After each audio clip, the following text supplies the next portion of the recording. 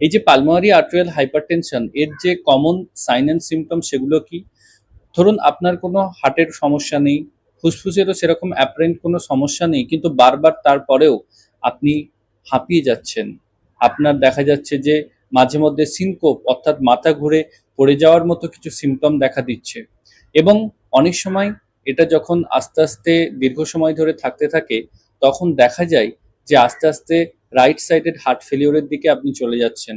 কর পালমোনেল আমাদের মেডিকেলের টার্মে আমরা বলি। সেক্ষেত্রে অনেক সময় আপনার পেডালিডিমা, অ্যাসাইটিস এইসব জিনিসগুলো ডেভেলপ করতে পারে।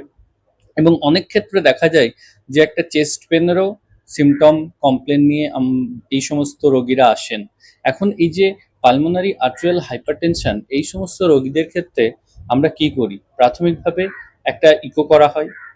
এরপরে আরেকটা যেটা আমরা করতে পারি সেটা হচ্ছে যে রাইট হার্ট ক্যাথেটারাইজেশন। এর মাধ্যম দিয়ে আমরা পালমোনারি ক্যাপিলারি যে ওয়েট প্রেশার সেটা কতটা আছে, রেজিস্ট্যান্স কিরকম আছে, এই জিনিসগুলো সম্পর্কে একটা কিন্তু প্রপার ধারণা পাই।